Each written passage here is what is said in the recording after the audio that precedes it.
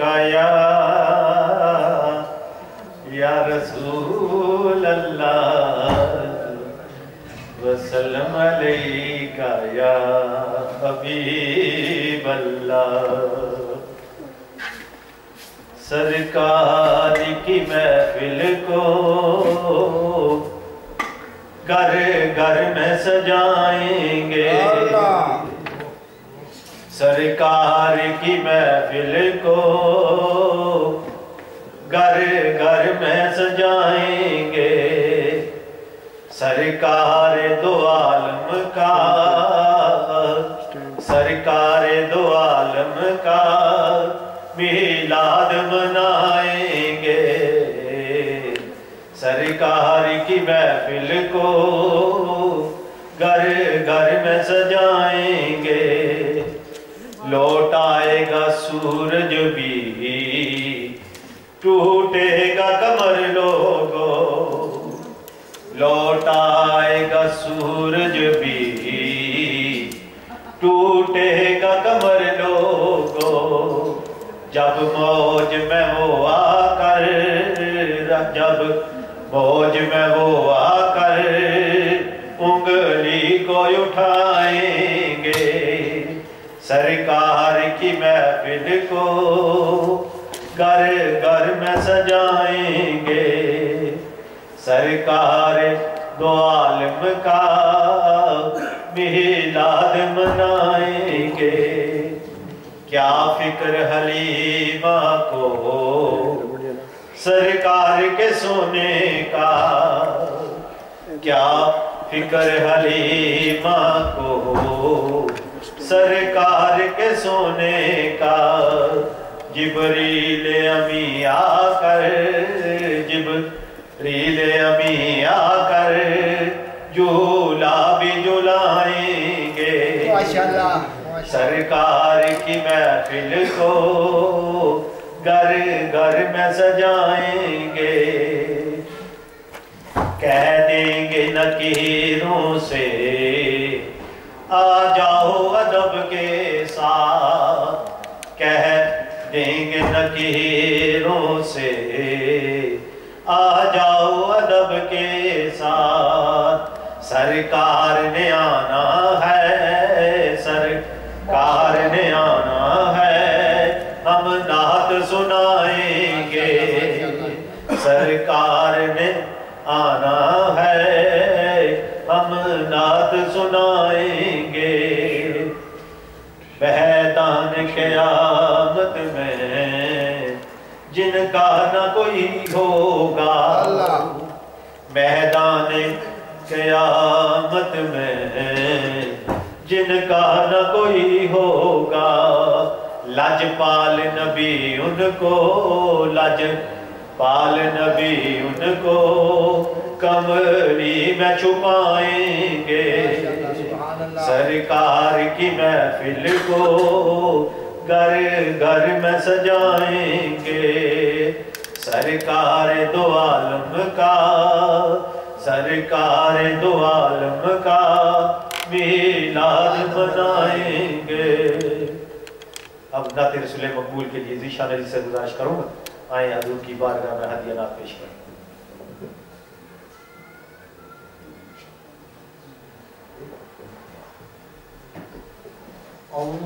اللهم صل على سيدنا ومولانا محمد اللهم صل على سيدنا ومولانا محمد وعلى آله وصحبه وبارك وسلم اللهم صل على سيدنا ومولانا محمد اللهم صل على سيدنا ومولانا محمد کملی والے دا دربار نرالائے کملی والے دا دربار نرالائے آپ نرالائے گربار نرالائے صدیق عمر ویکھو عثمان غنی ویکھو صدیق عمر ویکھو عثمان غنی ویکھو ویکھنا چاندے ہو مولا علی ویکھو کملی والے دا ہر یار نرالائے کملی والے دا ہر یار نرالائے آپ نرالائے گربار نرالائے پئی صدقے جاندیے کدی اٹھدیے بہندیے پئی صدقے جاندیے کدی اٹھدیے بہندیے تک تک سونے نو حلیمہ سعدیہ کہندیے رب دی قدرت دا شاہکار نرالائے رب دی قدرت دا شاہکار نرالائے آپ نرالائے گربار نرالائے او ویر حسن دائے نال زارہ دا جایا او ویر حسن دائے نال زارہ دا جایا گربار لٹا کے تے جنہ دین بچایا جنتی جوانا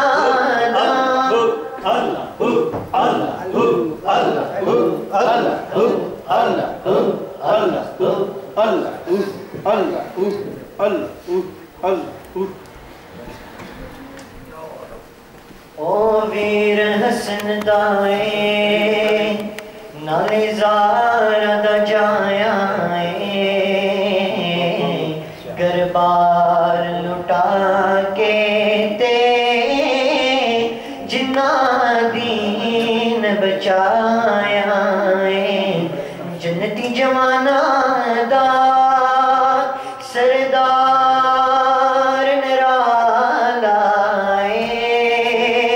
نرالائے جنتی جوانا دا سردار نرالائے آپ نرالائے گربار نرالائے کملی والے دا دربار نرالائے کملی والے دا دربار نرالائے آپ نرالائے گربار نرالائے رحمت دا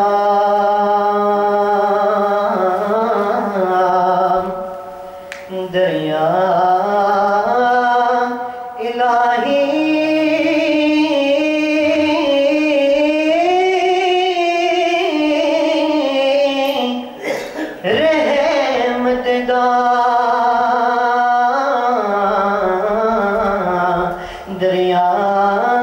الہی ہر دم وگدا تیرا جے کہ تیرا بخشے مینوں کم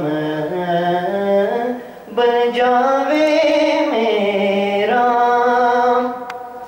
نور محمد روشن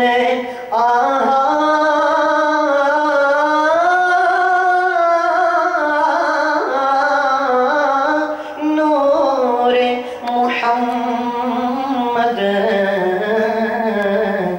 روشن آدم جدوں نہ ہویا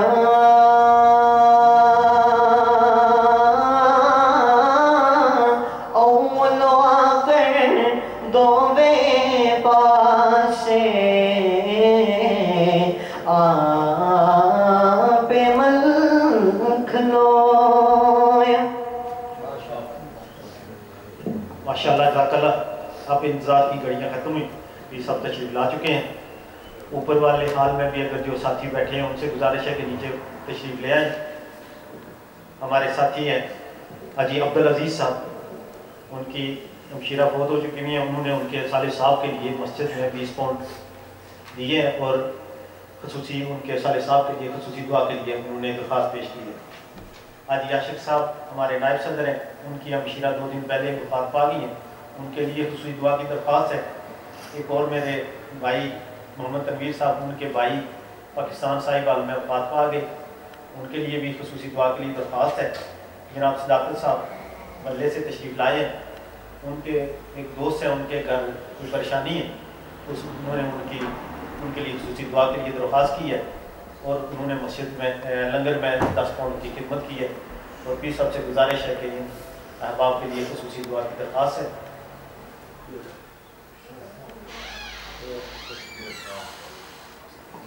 ماشاءاللہ اویس بٹ صاحب تشریف لائے، ناصر بٹ صاحب، ان سے گزارش ہے کہ آئیں حضور کی بارگاہ میں ہدیہ نعت پیش کریں.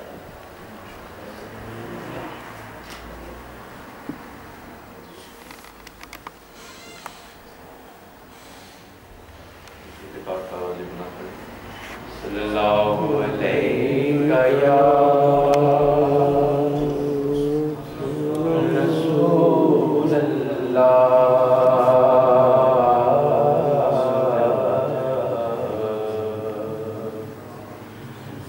وسلم علیکہ یا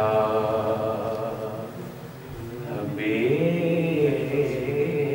اللہ صلی اللہ علیکہ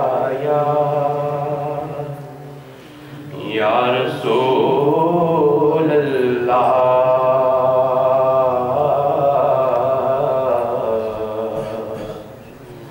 وسلم علیکہ یا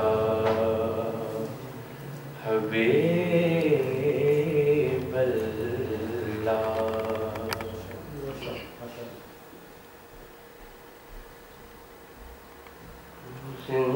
زندگی تا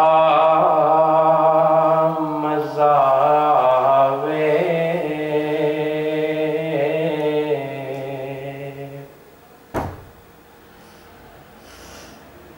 سرکار دے بوئے تے زندگی دا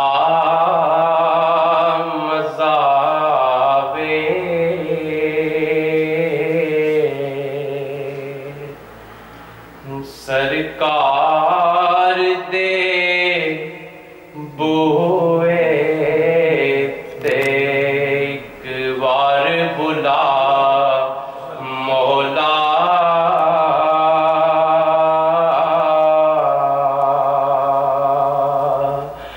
سن یار دے بوئے تے ایک بار بلا مولا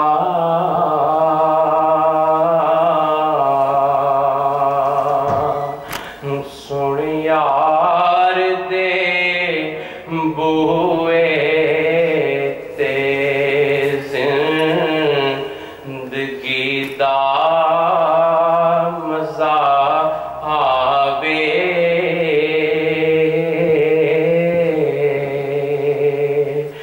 سرکار دے بوئے تے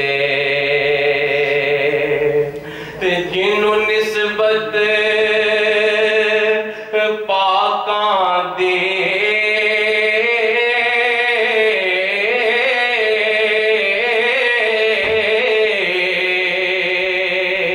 مل جائے او جنتی ہے جنوں نسبت پاکاں دے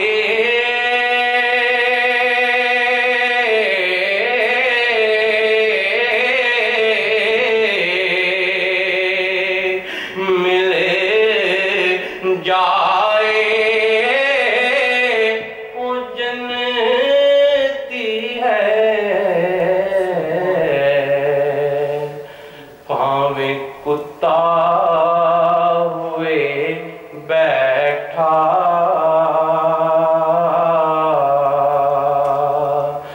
کوئی غار دے بوئے تے پاویں کتا ہوئے بیٹھا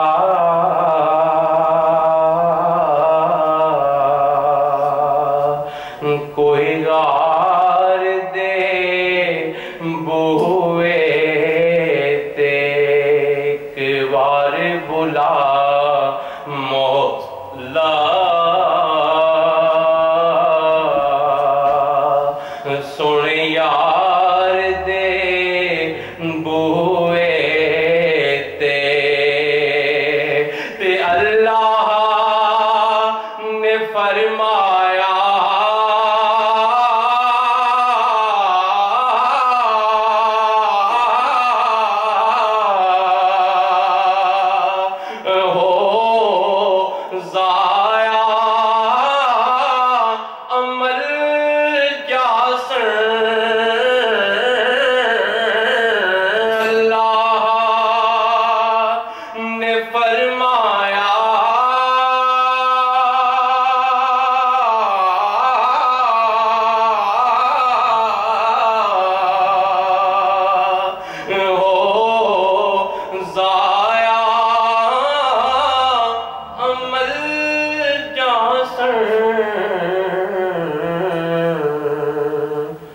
کوئی اچا نہ دم مارے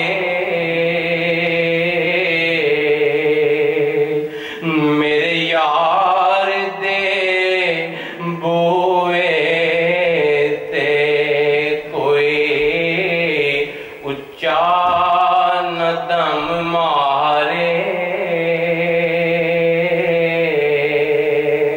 میرے یار دے بوئے تے ایک بار بلا مولا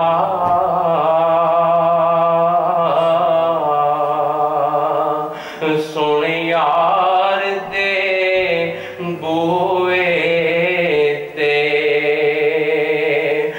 کر لین ظلم جد بھی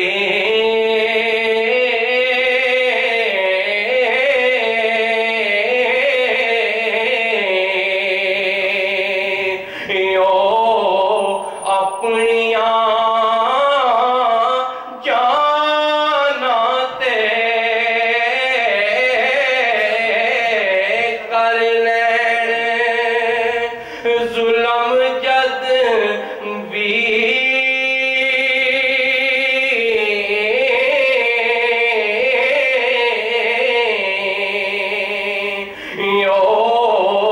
اپنیاں جانتے رب آنکھے میں بخشاں گا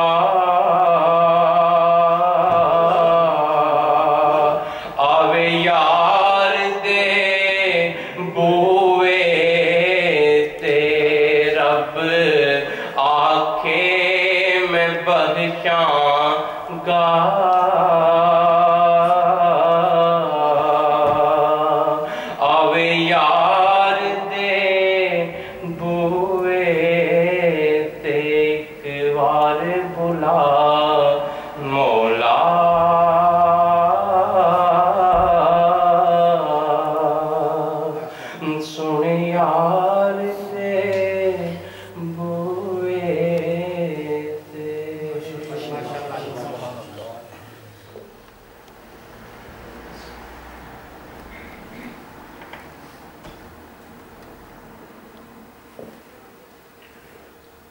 الحمدللہ رب العالمین الصلاة والسلام علی محمد وعلی آلہ واصحابہ اجمعین۔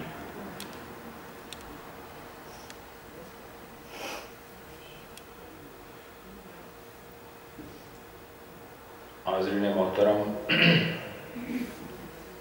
محبت ذوق شوق کے ساتھ بارگاہ مصطفیٰ میں ہدیہ درود و سلام پیش کریں۔ صلوات یا رسول اللہ وعلی آلک واصحابک یا رحمت للعالمین۔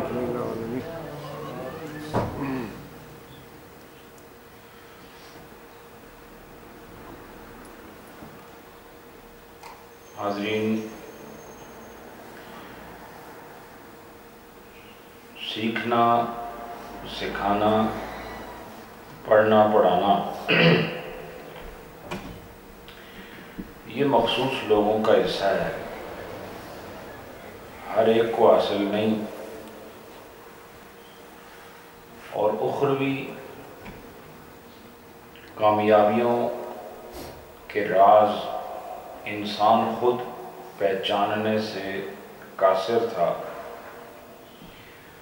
اس لیے اللہ نے اپنے نبیوں کو بھیجا کہ لوگوں کو یہ بتا دیا جائے کہ آخرت کیا ہے اور اس آخرت میں فوز و فلاح کے طریقے کیا ہیں، اور اس آخرت کو بنانے کے لیے اس دنیا میں بھیجا ہے۔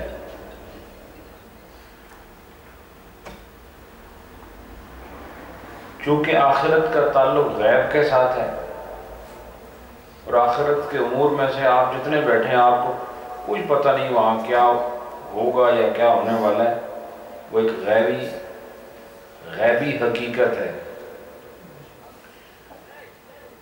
لیکن اللہ نے ایسی بات جو اپنے ذہن، اپنی فکر، اپنی سوچ سے حاصل نہ ہو سکے، رب العالمین نے اپنے پیغمبر بھیجے، انہوں نے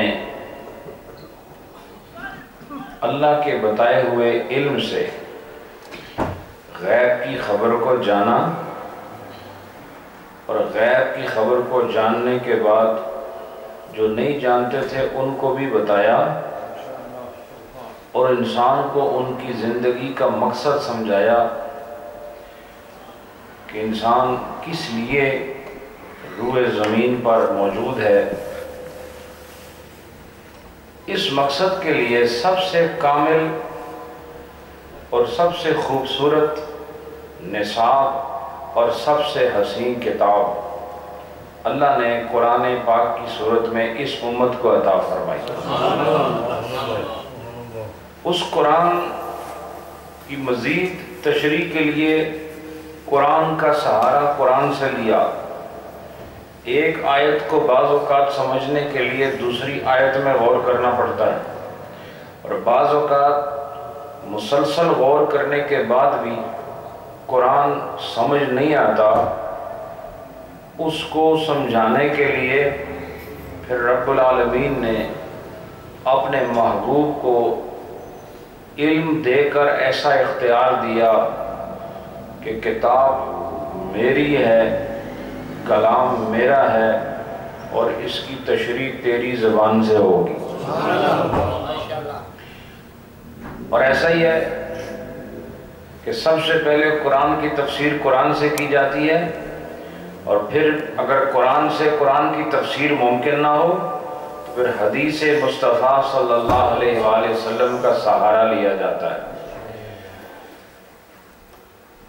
تو قرآن اور حدیث یہ وہ دو چراغ ہیں کہ جن دو چراغوں کی روشنی میں دنیا کی تاریکی سے نکل کر جنت کی روشنی تک پہنچنا ہے۔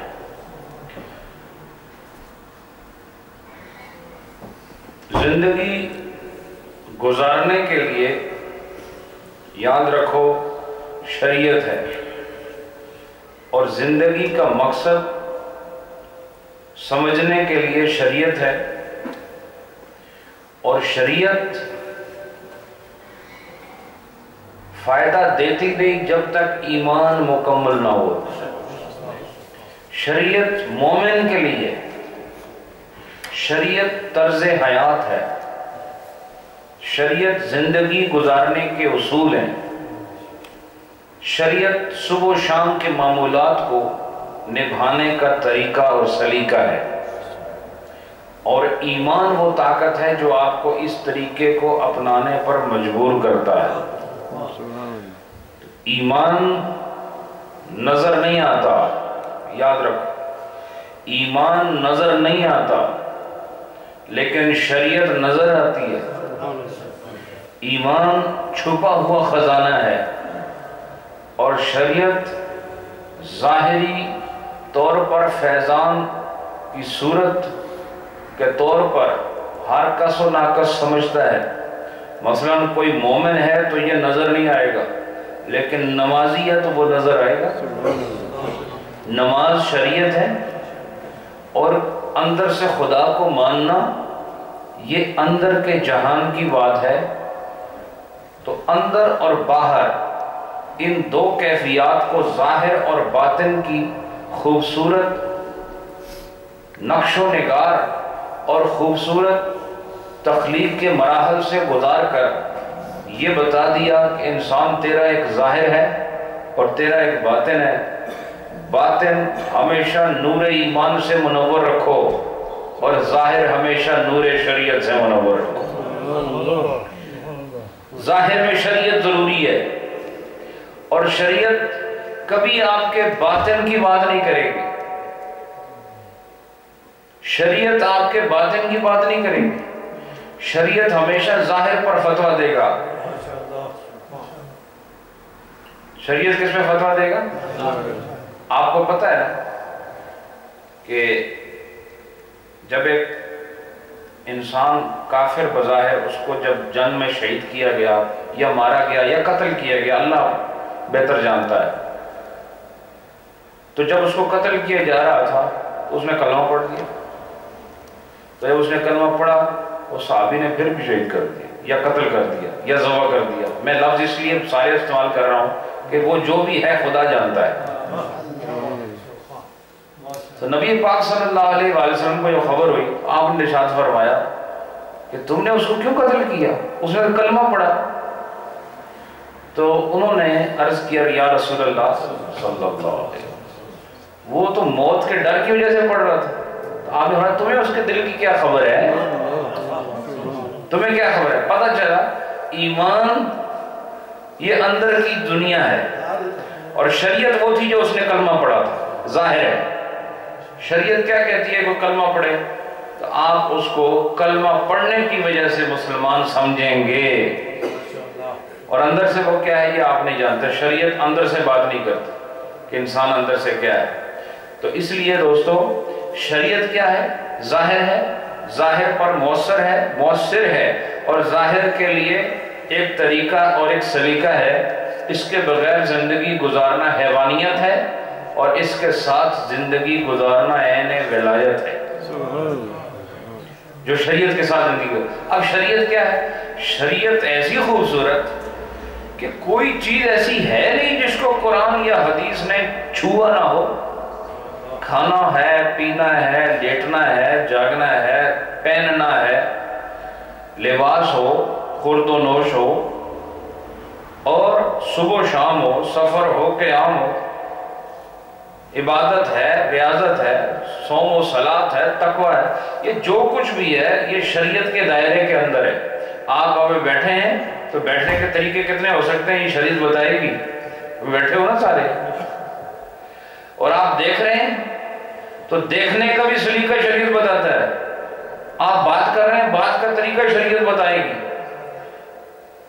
اور نماز پڑھنی ہے تو اس کا طریقہ بھی شریعت بتائے گی، روزہ رکھنا ہے اس کا طریقہ بھی شریعت بتائے گی۔ یہ ماننا کہ روزہ ہم پہ فرض ہے یہ ایمان ہے، لیکن روزے کے فرائض کیا ہیں، روزے کے واجبات کیا ہیں، روزے کی سنتیں کیا ہیں، مستحبات کیا ہیں، اس طرح کی باتیں یہ شریعت بتاتی ہے۔ تو لہٰذا جو ہم کہتے ہیں نا اسلام جو ہے ایک مکمل کوڈ آف لائف ہے، یہ اس لیے ہے کہ اسلام دو چیزوں کا نام ہے، ایمان اور عمل۔ ایمان ہے اور عمل کے لیے شریعت ہے، اور شریعت کے بغیر زندگی نامکمل ہے۔ اس لیے معاملات کو قرآن و سنت کی روشنی میں نبھانے کے لیے علم شریعت کا وجود سامنے آیا، اور اس کا ایک حصہ وہ ہے جو ہم ہر جمعرات کو آپ کے سامنے بیان کر رہے ہیں۔ تو اگر آپ کو یاد ہو تو رمضان المبارک کے متبرک مہینے سے قبل ہم نے 10واں نہیں بلکہ 15واں باب جو کہ نماز مسافر کے عنوان سے تھا اس کو شروع کر دیا تھا، اور آج غالباً اس کا دوسرا یا تیسرا درس ہے۔ تو چونکہ سفر میں نماز کے مسائل بہت درپیش آتے ہیں اور ہمارے اکثر لوگ اس سے باخبر نہیں ہوتے، تو انشاءاللہ اب وہ بیان ہو رہا ہے، اور مکمل توجہ کے ساتھ اب آپ مسائل سننے کی طرف بڑھیں۔ اور میں عربی عبارت پڑھنے لگا ہوں۔ وفرض المسافر فی الرباعیت رکعتان، اور کہا کہ مسافر کے لیے 4 رکعتوں میں جو فرض ہے وہ 2 رکعتیں ہیں۔ کتنی ہیں؟ 2۔ اب فرضوں میں 4 کی کتنی رکعتیں ہیں؟ 2 رکعتیں ہیں۔ والقصر واجب عندنا، اور یہ جو نماز کا تھوڑا کرنا ہے، یعنی 4 کی جگہ 2 پڑھنا ہے، ہمارے نزدیک سے مطلب حنفیوں کے نزدیک یہ واجب ہے۔ کیا ہے یہ؟ واجب ہے، یعنی یہ اختیاری چیز نہیں ہے کہ آپ کہیں میں 4 پڑھ سکتا ہوں تو میں 2 کیوں پڑھوں، یہ بات نہیں ہے، بلکہ آپ کمزور ہو، اور کمزور آدمی کو جب بھی رخصت ملتی ہے وہ خوشی سے قبول کرتا ہے۔ یاد رکھیں، اللہ کی عبادت مکمل ہو سکتی ہے، کوئی کہے میں نے جو کچھ ہو سکتا تھا سب کر دیا، اللہ کی عبادت مکمل نہیں ہو سکتی۔ تو انسان کمزور ہے، اس کو جب کوئی سہولت ملے نا تو وہ کبر کا اظہار نہ کرے بلکہ عاجزی کا اظہار کرے کہ میرے لیے 4 کی جگہ 2 کا حکم آیا، میں تھا ہی کمزور، رب کو میری کمزوری کا علم تھا، اس نے مہربانی کی 4 کی جگہ 2 پڑھا رہا ہے۔ اور آدمی کہ نہیں میں 4 پڑھ سکتا ہوں، یہ سوچ غلط ہے، کیونکہ آپ 4 پڑھو تو اللہ کو کیا فرق پڑتا ہے، اور 2 پڑھو تو اس کی شان میں کون سی کمی آتی ہے، اس کی شان میں تو نہ کمی نہ اضافہ۔ تو پھر بہتر کیا ہے کہ تم اپنے آپ کو دیکھو، خدا نے اپنے آپ کو دیکھ کے 4-2 کو نہیں کیا، بلکہ تمہیں دیکھ کر یہ رخصت دی ہے، پتہ چلا کہ رب اپنے بندوں پر مہربانی پسند فرماتا ہے۔ اس کے بعد فَإِن صَلَّى أَرْبَعًا، اگر کسی نے 2 نہیں پڑھی بلکہ 4 ہی پڑھ گیا،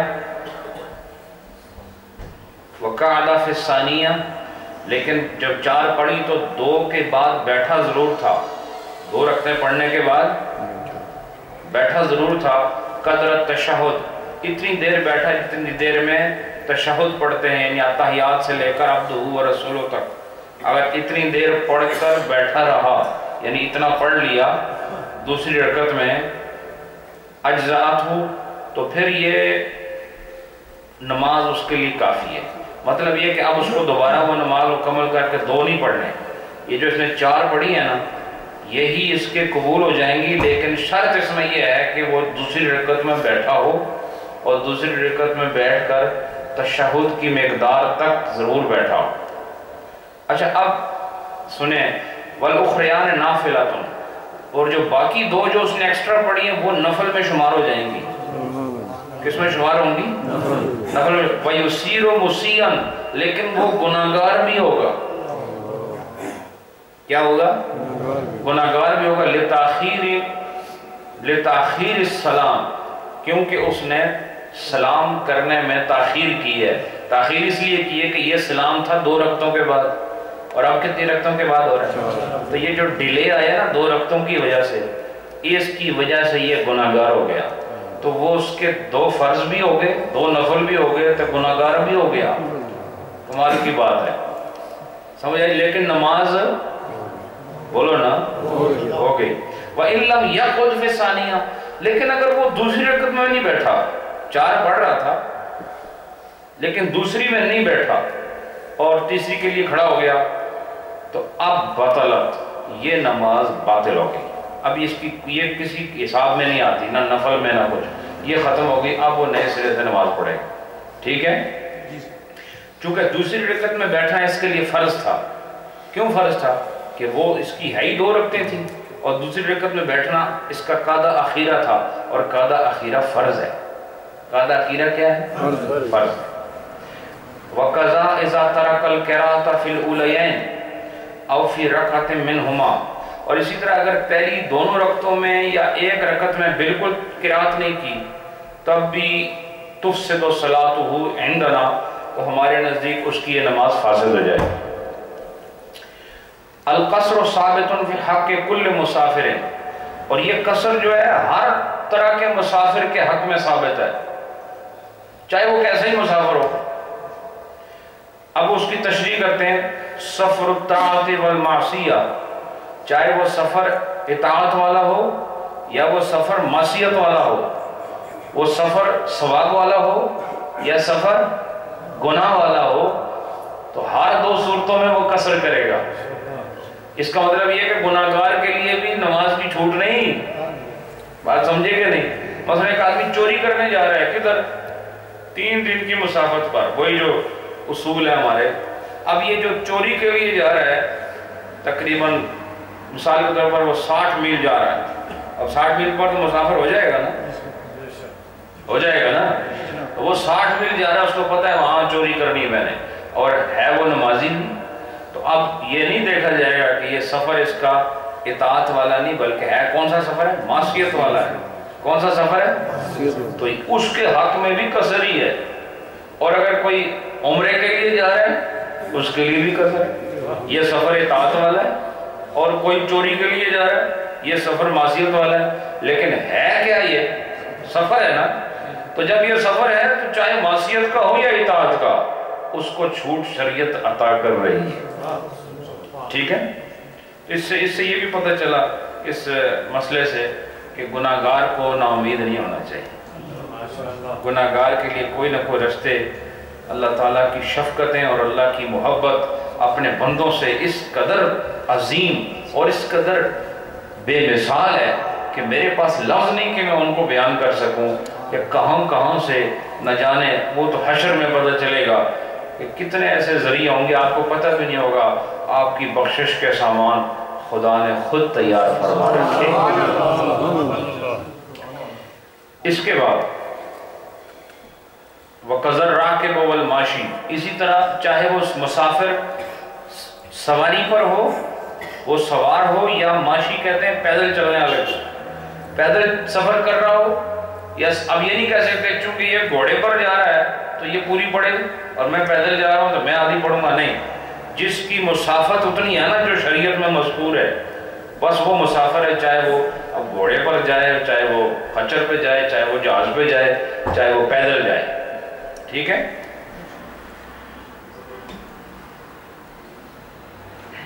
اس کے بعد کہتے ہیں وَلَا قَصْرَ فِي السُّنَنِ، سنتوں میں کوئی قصر نہیں. کیا کہا؟ سنتوں میں. اب آپ کو یہ مسئلہ بتا دوں کہ اکثر یہ مسئلہ بتایا جاتا ہے کہ مسافر جو سنتیں نہ پڑھے، اور بڑے جرت کے ساتھ ہمارے جو پرانے نمازی ہیں نا وہ بہت ڈٹے ہوئے ہیں، بڑے پرانے ہیں نہیں، بڑے ڈٹے ہیں. تو وہ کہتے ہیں کہ سنتیں ساتھ پڑھنی ہیں. تو اب میں آپ کو اس مسئلے کو بھی یہاں چونکہ ذکر ہو رہا ہے، آپ اس کو غور سے سنیں. وَلَا قَصْرَ فِي السُّنَنِ، سنت کی جمع سنن ہوتی ہے. تو کہا کہ سنتوں میں کوئی قصر نہیں ہے. اگر سنت پڑھیں گے نا تو پھر کتنی پڑھیں گے؟ 2 ہے تو 2 پڑھیں گے، 4 ہے تو 4 پڑھیں گے. وَبَعْدُهُمْ جَوَّزُوا لِلْمُسَافِرِ تَرْكَ السُّنَنِ، کہتے ہیں بعض علماء نے احناف میں سے ہی بعض ہیں، وہ بعض انہوں نے مسافر کے لیے سنتوں کے ترک کرنے کو جائز قرار دیا ہے، بعض نے. والمختار، لیکن مختار مذہب کیا ہے؟ جس کو اختیار کیا گیا وہ مذہب کیا ہے؟ جس کو اکثریت نے قبول کیا وہ کیا ہے؟ انہو لا یاتی بہا فی حال الخوف، کہا کہ وہ نہ پڑھے سنتیں اگر وہ خوف کی حالت میں ہو۔ کون سی حالت میں ہو؟ مثلا آدمی جب سفر کر رہا ہے اور سفر کرتے ہوئے، یا سفر تو نہیں کر رہا، گھر میں ہی بیٹھا ہے، لیکن وہ خوف ہے، دشمنوں کا خوف ہے اور وہ ہے مسافر، تو یا کوئی اور کسی قسم کا خوف ہے، اس کے پاس وقت نہیں ہے، تو وہ کیا کرے؟ وہ خوف کی حالت میں وہ سنتیں چھوڑ دے۔ وَيَأْتِي بِهَا فِي حَالِ الْقَرَارِ، اور حالت قرار میں وہ ضرور پڑھے۔ حالت قرار کیا ہے؟ قرار کسے کہتے ہیں؟ قرار کا مطلب ہوتا ہے یعنی ایک جگہ ٹھہرنا، کہیں بندہ ٹھہرا ہوا ہو، تو اس حالت قرار میں والامن، اور امن کی حالت میں وہ یاتی بہا، وہ ان سنتوں کو ضرور پڑھے۔ اب حالت خوف میں چھوٹ ہے، اور حالت امن اور حالت قرار میں چھوٹ نہیں ہے۔ حالت امن یہ ہے کہ کوئی خوف نہیں، کوئی خوف نہیں۔ مثلا آپ یہاں سے گئے کدھر؟ آپ یہاں سے گئے مثال کا طور پر چلو اسکاٹ لینڈ چلے گئے، تو وہاں آپ مسافر ہو گئے نا، یہیں سے نیت کریں گے، یہیں سے۔ یہ مسئلہ بھی آپ کو بتاؤں گا کہ نیت کہاں سے کرنی ہوتی ہے، ورنہ نیت راستے سے کرو گے تو ہوتی ہی نہیں۔ یہ بھی بڑا اہم مسئلہ ہے۔ اور تو M6 سے یاد آئے کہ میں مسافر ہوں، تو پھر وہ نہیں ہو، کام خراب ہو جائے گا۔ یہ ادھر گھر سے کرنی پڑے گی۔ بہرحال میں ابھی یہ آگے آ رہا ہے، میں بتاؤں گا۔ اور حالت قرار کیا ہے؟ اب جب آدمی سفر میں ہو، تو جب آدمی سفر میں ہو تو پھر حالت قرار نہیں ہے۔ مثلا یہاں سے آپ جا رہے ہیں اسکاٹ لینڈ جا رہے ہیں، تو یہاں سے اسکاٹ لینڈ جا رہے ہیں، ہمیں پتہ ہے آپ نے گھر سے نیت کی، مسافر ہو گئے ہیں، تو اب آپ سنتیں پڑھیں گے راستے موٹر میں کہ نہیں؟ اگر آپ نے پڑھ لی تو کوئی بات نہیں، لیکن اگر نہ پڑھیں تب بھی خیر ہے۔ کیوں؟ کہ یہ حالت قرار نہیں ہے، حالت امن تو ہے، حالت امن تو ہے، لیکن حالت قرار نہیں۔ حالت قرار کیا ہوتی ہے؟ کہ آدمی بالکل اب جب آپ اسکاٹ لینڈ پہنچ جائیں گے، جس جگہ جانا ہے آپ نے، وہ حالت قرار ہوگی۔ کیا ہوگی؟ حالت ہے۔ تو جب آپ کا سفر جاری ہو نا، تو وہاں آپ فرض پڑھیں، اور سنت آپ بے شک چھوڑ سکتے ہیں، چھوڑے نہیں میں کہہ رہا ہوں، چھوڑ سکتے ہیں۔ اور اگر آپ منزل پہ پہنچ گئے ہیں، جس جگہ آپ نے جانا ہے، تو وہاں فرضوں میں قصر کرو اور سنتیں ساری پڑھو۔ ٹھیک ہے؟ چلیں یہ مسئلہ بھی آج بیان ہو گیا۔ اب اس کے بعد قال محمد رحمہ اللہ تعالی یقصر حین یخرج من مصرہ، یہ کب قصر کرے گا؟ قصر کب سے شروع کرے گا؟ مثلا آپ نے یہاں سے اسکاٹ لینڈ جانا ہے، تو اب قصر آپ کہاں سے جا کے شروع کریں گے؟ یعنی آپ نے کب 4 کی جگہ 2 پڑھنی ہے؟ جب آپ یہاں سے گھر بیٹھے ہیں، آپ نے نیت کی کہ میں اسکاٹ لینڈ جا رہا ہوں، آپ مسافر ہو گئے۔ جیسے ہی مسافر ہوئے، اب ہیں تو ابھی اولڈم میں ہی ہے نا، تو کہاں نکلو تو جا کے قصر شروع کرو، کیونکہ اولڈم میں تو نہیں قصر پڑھ سکتے۔ تو یہ کہتے ہیں کہ امام محمد نے یہ فرمایا، جو امام محمد جو ہے امام اعظم ابو حنیفہ کے شاگرد ہیں، اور یہ بھی ہمارے امام ہیں، تو یہ کہتے ہیں انہوں نے فرمایا کہ یکسر حین یخرج من مصرہ، کہ جب وہ اپنے شہر سے نکل جائے، شہر کو پیچھے چھوڑ دے، جس شہر میں وہ ہے نا، جب اس شہر کو پیچھے چھوڑ دے تو وہ کیا کرے؟ وہ قصر کرے۔ وَيَخْلُفُ دُوَرَ الْمِصْرِ، اور وہ جو شہر ہے نا جس میں وہ رہتا ہے، اس شہر کے مکانات جب پیچھے رہ جائیں، اور اس شہر سے جب وہ نکل جائے، اس کے جو مکانات ہیں وہ پیچھے چھوڑ دے اور خود آگے نکل جائے، تو جہاں پر آگے نکلا وہیں سے قصر شروع ہے۔ مثلا آپ اولڈم شہر کے ہیں نا، جو ہیں وہ تو بولو نا، باقی تو میں نے پتہ ہے تو افغانستان تو بھی بندے بیٹھے، لیکن جو یہاں سے مثلا اب جاؤ گے کہیں، تو اردن کی جو حد ہے نا، جب اس کے مکانات سے گزر جاؤ گے، اس کی جو حد ہے اس شہر سے گزر جاؤ گے، کوئی دوسرا شہر شروع ہوتا ہے بیچ میں، جانا آپ نے دور ہے، تو اس سے نکلتے ہی آپ کی قصر شروع ہے، اس سے نکلتے ہی آپ کی قصر. میں یہاں سے کہ بریڈ فورڈ پہنچے تو بریڈ فورڈ میں اب آپ ویسے بریڈ فورڈ جاؤ تو قصر نہیں ہے، لیکن اگر آپ آگے جا رہے ہو، دور بہت دور جا رہے ہو تو پھر قصر ہے. آپ بریڈ فورڈ میں پہنچتے ہی آپ قصر کرو، کیوں؟ یا آپ اردن کی حدود سے نکل چکے ہو.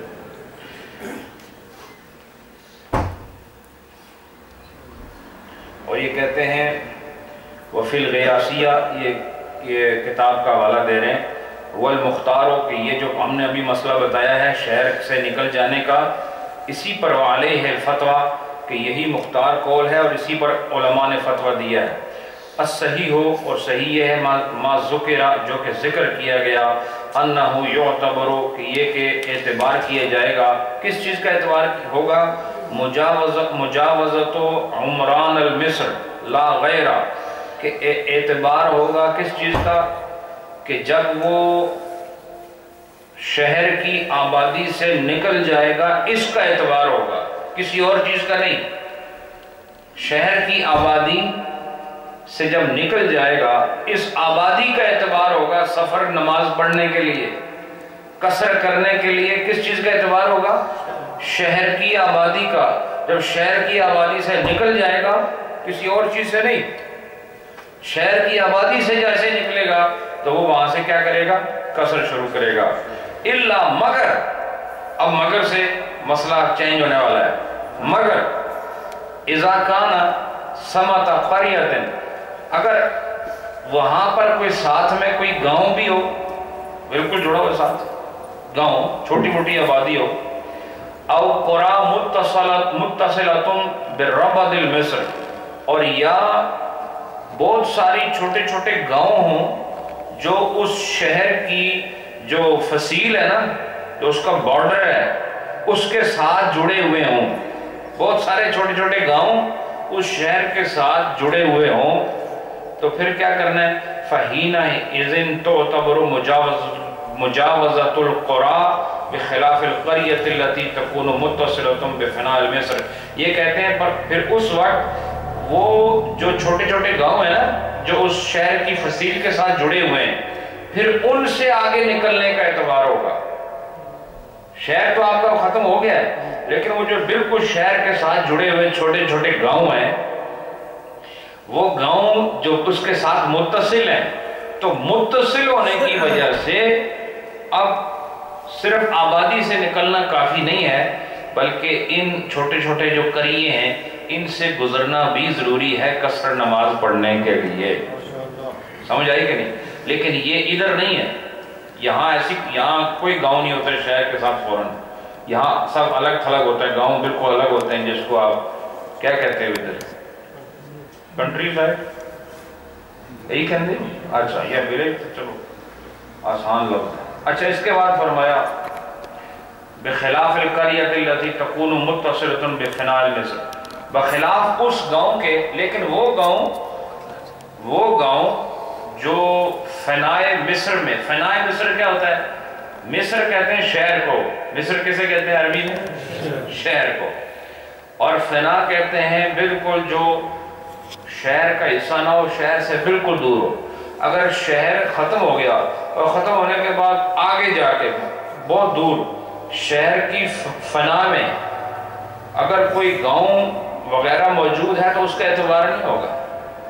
اعتبار کس گاؤں کا ہوگا؟ جو بالکل شہر کے ساتھ جڑا ہوا ہے، جو فصیل شہر کے ساتھ جڑا ہوا ہے، وہ گاؤں اس کا آگے آپ، یعنی جو آپ گزر رہے ہیں تو ان سے آگے گزرنا ضروری ہے قصر شروع کرنے کے لیے.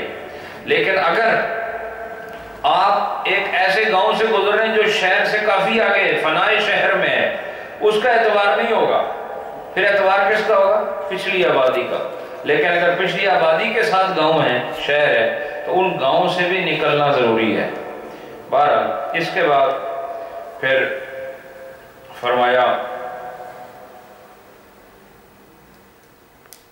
وَقَضَا اِذَا عَادَ من سفرہ الی مصرہ لم یتم حتی یدخل العمران، اور کہا اسی طرح جب وہ اپنے سفر سے واپس لوٹے تو کہاں سے پوری پڑے؟ یہ بھی ہے نا، جاتے ہوئے کیا بتایا؟ اب یہ تو میں نے آپ کو ترجمہ کیا نا، تو میں اس کو مسئلہ پھر آسان کر دیتا ہوں کہ آپ نے جب مسافر ہیں آپ تو قصر کیسے شروع کریں گے؟ جب آپ اپنے سٹی سے نکل جائیں، اپنے شہر سے نکل جائیں، شہر کی آبادی سے نکل جائیں، یا شہر کی جو حد ہے نا، جو اس کی باؤنڈری ہے، اگر اس باؤنڈری کے ساتھ کوئی چھوٹا موٹا ویلیج ہے تو اس سے بھی نکل جائیں، ٹھیک ہے؟ اور اگر آپ شہر کی باؤنڈری سے نکل گئے ہیں اور آگے جا کے کوئی شہر آتا ہے تھوڑا، اس کا اعتبار نہیں ہے، ٹھیک ہے؟ تو پھر آپ کیا کریں گے؟ قصر نماز شروع کریں گے، اور جب واپس لوٹیں گے تو کہاں سے پوری پڑھیں گے؟ جب جائیں گے تو کم پڑھیں گے نا، اور جب واپس آئیں گے اپنے شہر میں تو کہاں سے مکمل نماز پڑھیں گے؟ تو کہتے ہیں کہ یہ وَقَضَا إِذَا عَادَ مِن سَفَرِهِ، اور اسی طرح جب وہ لوٹے اپنے سفر سے اِلَى مِصْرِهِ، اپنے شہر کی طرف، لم یتم، وہ بالکل مکمل نماز نہ پڑھے، حتی یدخل العمران، یہاں تک کہ وہ آبادی میں داخل نہ ہو جائے۔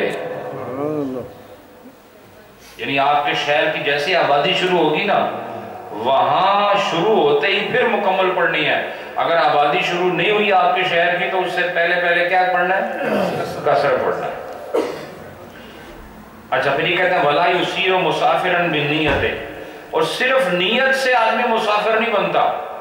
آدمی کہے کہ میں بھی مسافر ہوں، اور کہے میں مسافر ہوں تو اب میں نیت سے مسافر نہیں بنتا، تو کیسے بنتا ہے مسافر؟ کہتے ہیں وَلَا يُصِيرُ مُسَافِرًا، وہ مسافر نہیں قرار پائے گا بِالنِّيَّةِ، صرف نیت سے، حتیٰ یہاں تک کہ یخرج، کہ وہ نکل نہ جائے سفر کے لیے۔ یعنی گھر بیٹھ کے آدمی کہے کہ میں مسافر ہوں، ابھی نہیں ہو سکتا، جیسے یہ نکل جائے گا نا، سفر کے اس کا شروع ہو جائے گا، اپنے جو اس کا جو اپنا شہر ہے وہاں سے نکل جائے گا، تو پھر یہ کون ہوگا؟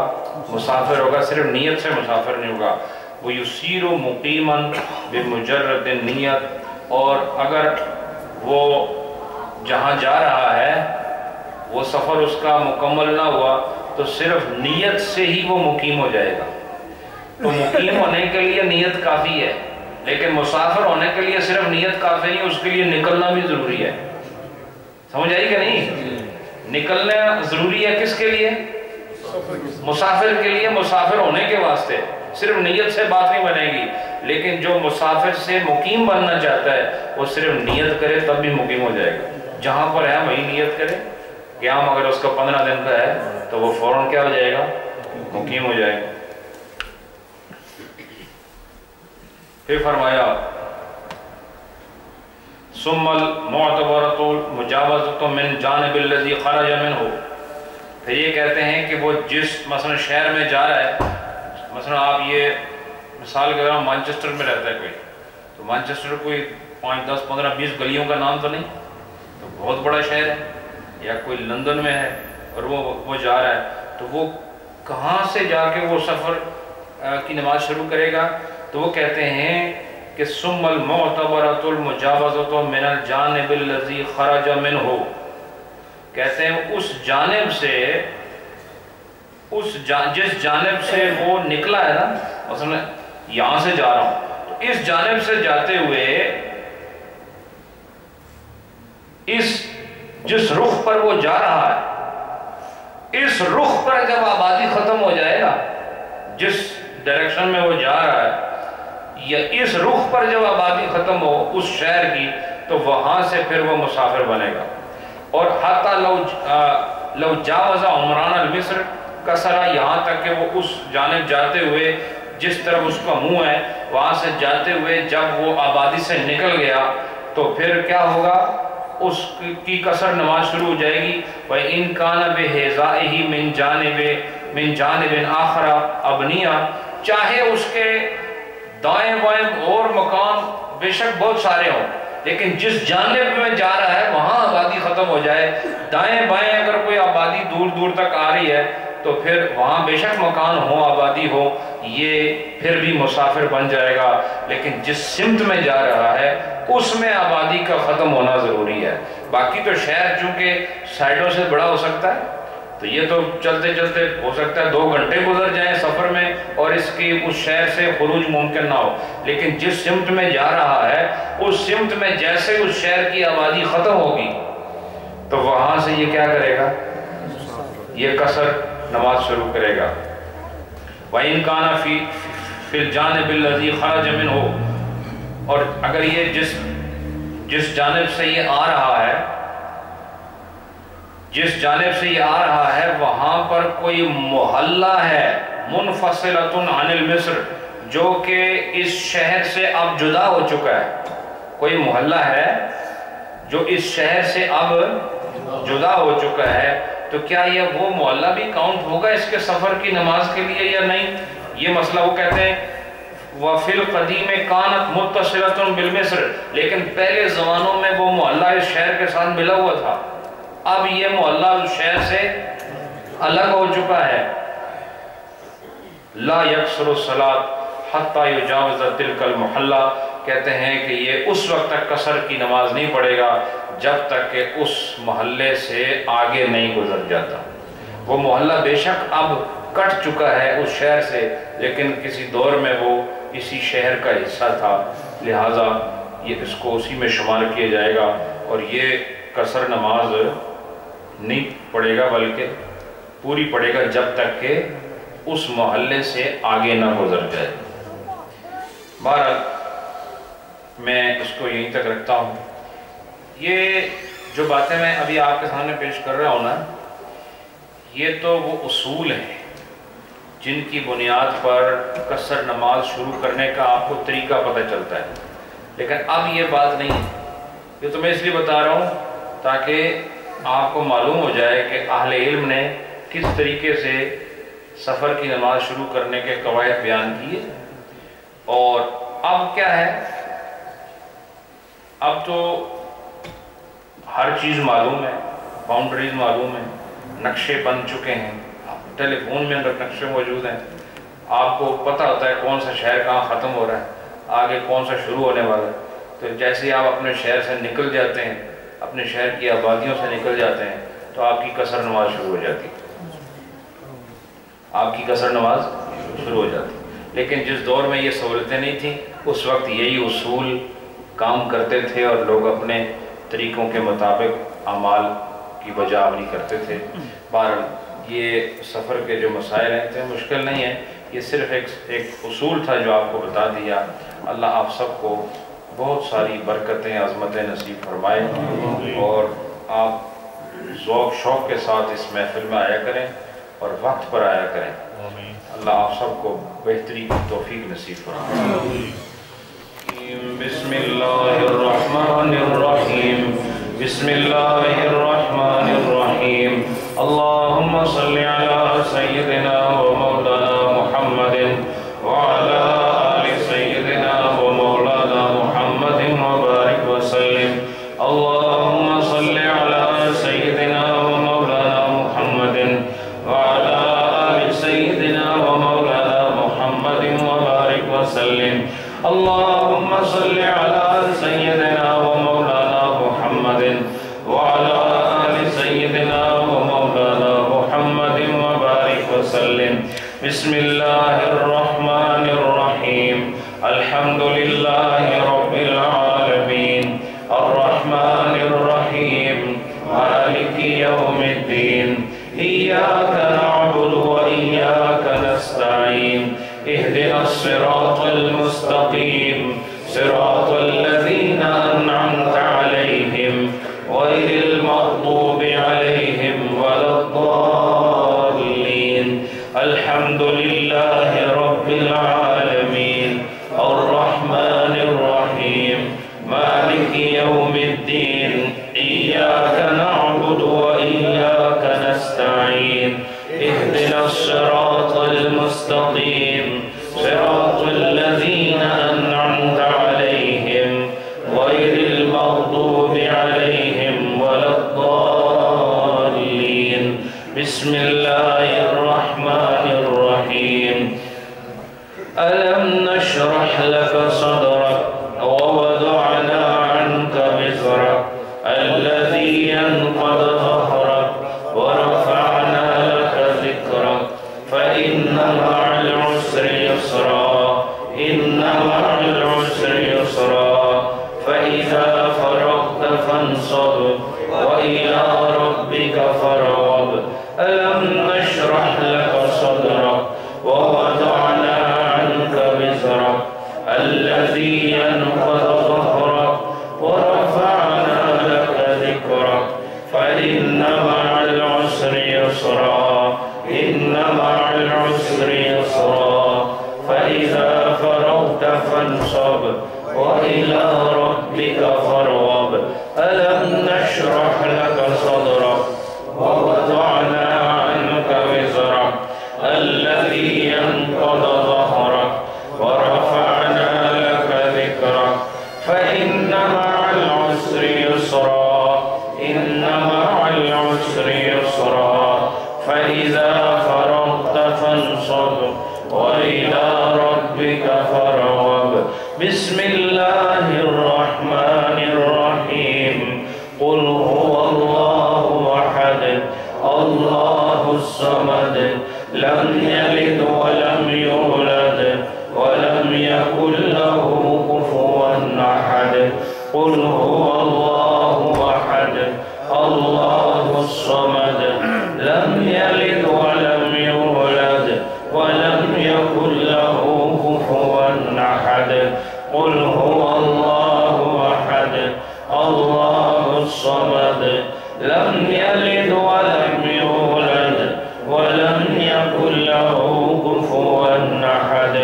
قل هو الله أحد الله الصمد لم يلد ولم يولد ولم يكن له كفوا أحد قل هو الله أحد الله الصمد لم يلد ولم يولد ولم يكن له كفوا أحد قل هو الله أحد الله الصمد لم يلد ولم يولد ولم يكن له كفوا أحد قل هو الله أحد الله الصمد لم يلد ولم يولد ولم يكن له كفوا أحد قل هو الله أحد الله الصمد لم يلد ولم يولد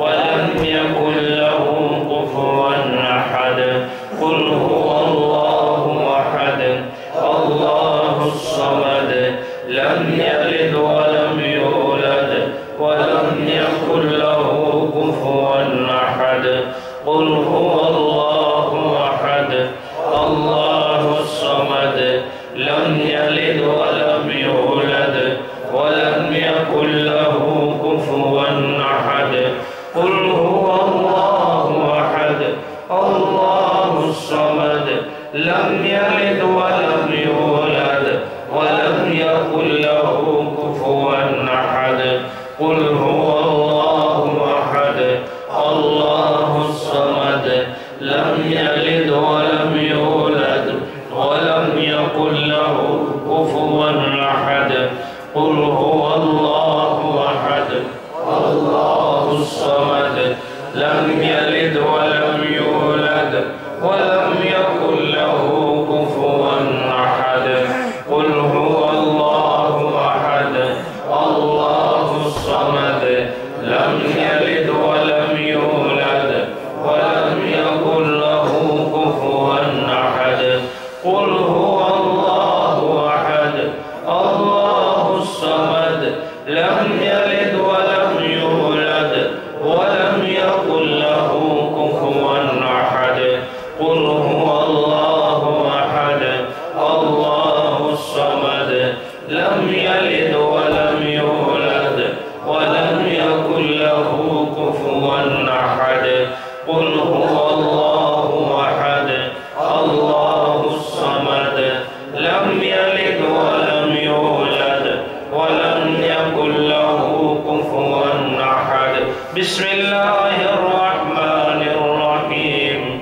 اللهم يا قاضي الحاجات يا قاضي الحاجات يا قاضي الحاجات يا قاضي الحاجات بسم الله الرحمن الرحيم اللهم يا كافي المهمات يا كافي المهمات يا كافي المهمات يا كافي المهمات بسم الله الرحمن الرحيم اللهم يا رافع الدرجات يا رافع الدرجات يا رافع الدرجات يا رافع الدرجات بسم الله الرحمن الرحيم اللهم يا منزل البركات يا منزل البركات يا منزل البركات يا منزل البركات